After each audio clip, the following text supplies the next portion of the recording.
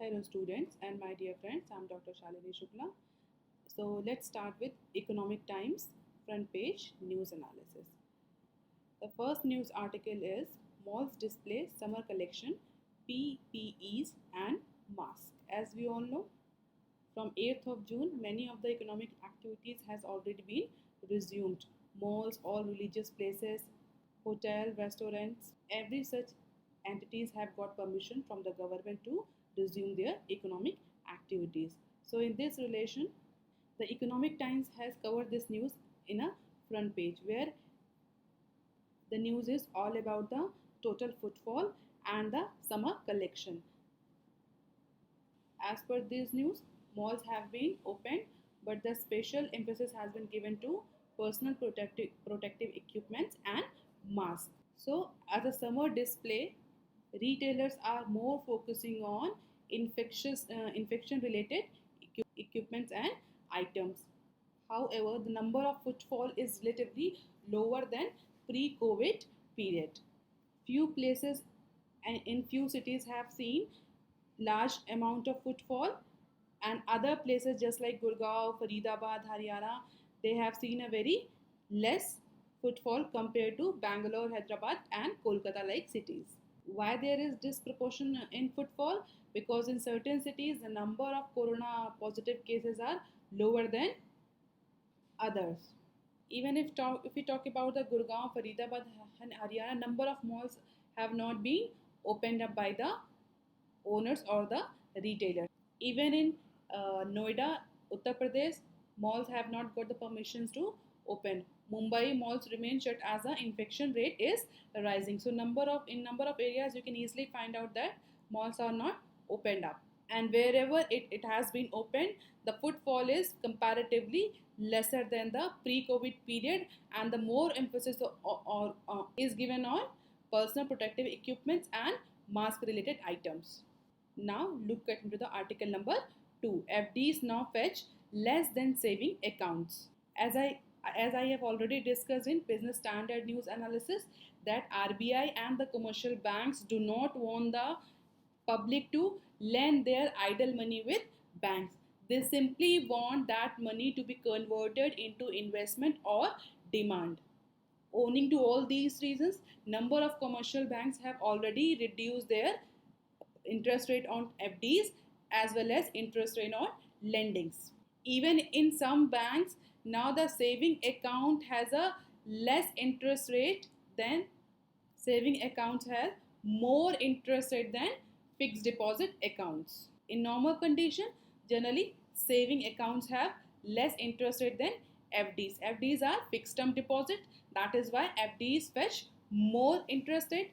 But in present scenario, saving accounts are earning more interest than FDs. Why so? Because RBI and commercial banks simply do not want to take your idle money. They want you to spend that money so that that money can be converted into demand. And if demand will rise, then production will rise. If production will rise, it will lead to rise in employment. And if employment will rise, it will lead to income generation, further demand, and this vicious cycle may lead to economic development.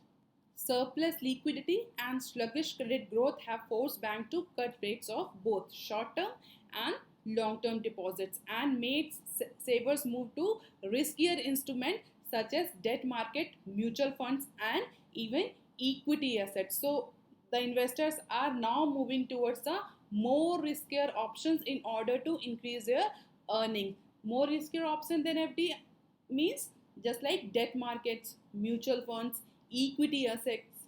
And if we talk about the deposit growth shrunk last fiscal and has grown less than 2% so far in the current financial year, despite all around risk aversions and turmoil in the equity and debt market. Let's have a look into different interest rate.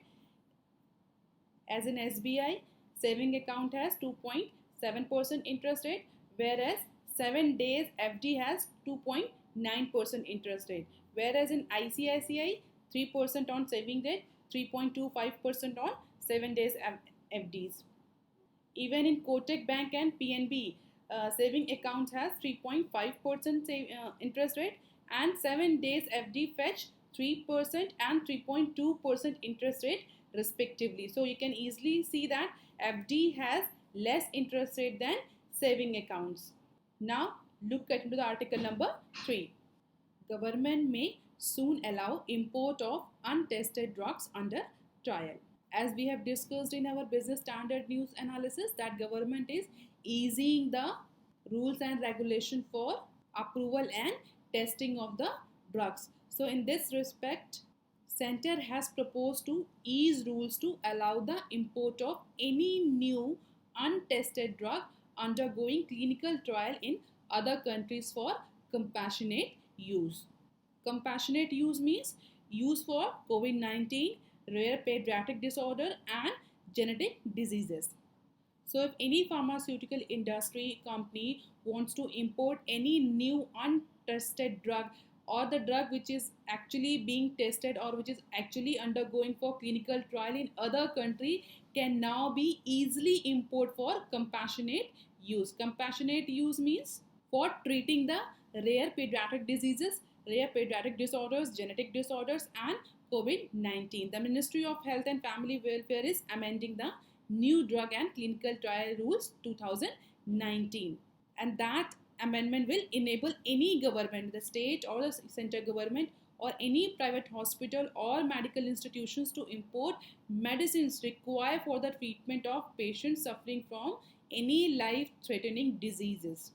Life-threatening diseases means any disease that can cause serious permanent disability, or for treatment of that disease a therapy which is required for unmet medical needs. So for all these types of life-threatening diseases, government, hospital and any medical institution can now import any untested drug from international market. This will help in the treatment of critically ill COVID-19 patient as well, and it will give them the access to the drug that may be unavailable in India and are going under clinical trials in other countries. So if any drug which is undergoing for clinical trials in any other country may have shown any positive development, any positive improvement in the COVID-19 patient, that can be imported by medical institution of India.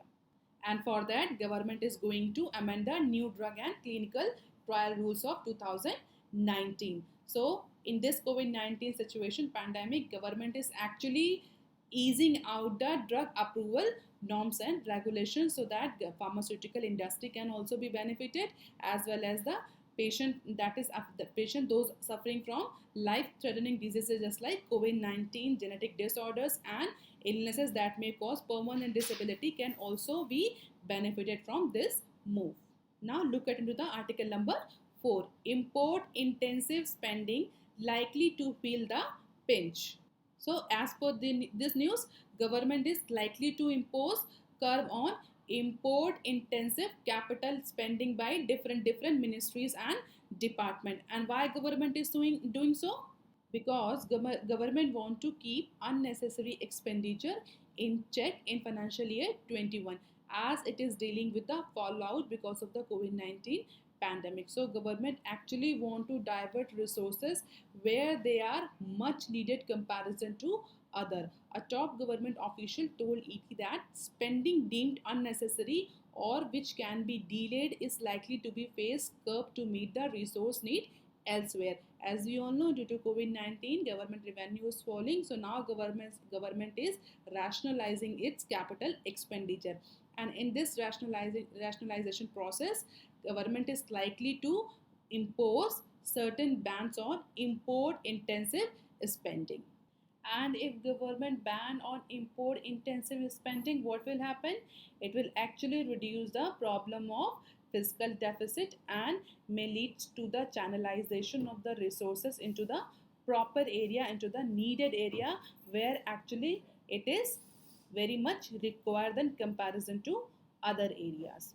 And why government has taken such measure? Because of few reasons. One of the very important reason is in order to increase its financial prudence. Financial prudence means to decrease the fiscal deficit. In this COVID-19 situation, fiscal deficit is also increasing. Even as per some expert, the fiscal deficit of financial year 2021 is going to be 11% of the GDP. So because of the fiscal situation, because of the revenue subdued, import can be pushed to the next fiscal year. And if you talk about uh, the example of such spending, you can call it defense sector spending, in which the import is more comparison to export. So for a time period, you can see less government spending on defense sector. Now look at into the article number 5. India incorporation faces big shortage of workers. Indian incorporation faces big shortage of workers. Why? Because of the reverse migration. India is continuously facing the reverse migration from metropolitan city to village level, and because of that reverse migration, construction real estates are starting at a worker shortage of 52%, followed by manufacturing that is at 44%. Even healthcare and pharmaceutical sector is also operating with a shortage of 42% labor shortage, as per a survey based on initial hiring discussions, inquiries, and mandate. And that shortage is basically of blue collars, labor class. Blue collar and white collar, we all know. We have already discussed in previous lectures that what is blue collar workers and what is white collar workers. So that the shortage is for blue collar workers because of the reverse migration. So even though companies have resumed their operations after lockdown, but many of them are facing much problem on supply side. Basically, shortage of labor and logistic and supply chain issues triggered mostly by the mass exodus of migrant laborers from urban centers across the country during the 2 months plus lockdown, when most of them lost their livelihood. Mass exodus of blue collar workers create the overall shortfall of 40 to 50% labor into the number of industries. It is construction, real estate, pharmaceutical, health, manufacturing, and even the expert are saying that this situation is not going to be resolved in a very near time. Why? Because government under Manrega scheme is now providing them the employment opportunity or the allowances under that scheme. So the distress which has been created among the minds of the worker is not going to resolve, is not going to wash out soon. So the problem of shortage of worker, especially blue collar worker, is not going to resolve very soon in this financial year.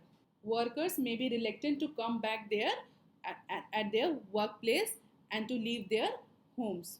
So now firms are actually going to hire the people by nearby villages so that they can actually fulfill their blue collar workers requirement. Now firms are even giving more extra benefits, extra wages, bonus, food, transportation facilities, far off number of other facilities in order to lucrate the worker from nearby villages so that their operations can be fully resumed.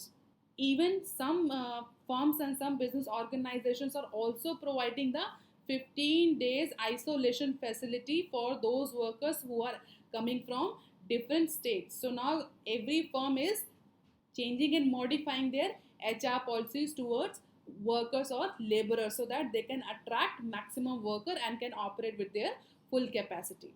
On the other hand, state governments, what state government has done, they have suspended so many labor laws. However, till then center government has not given approval on those ordinance. And if we talk about the different sectors, construction and real estate sector has seen 52% labor shortage, manufacturing 44%, healthcare and pharma 42%, FMCG 30%, logistics 28%, e-commerce 25%. And labor is one of the very important factor. Even you mechanize, even you digitalize your whole production facility, then too you require one labor to switch it on and off. So with this amount of large labor shortage, how firms will work with their full capacity is still a question mark. So that's all about today.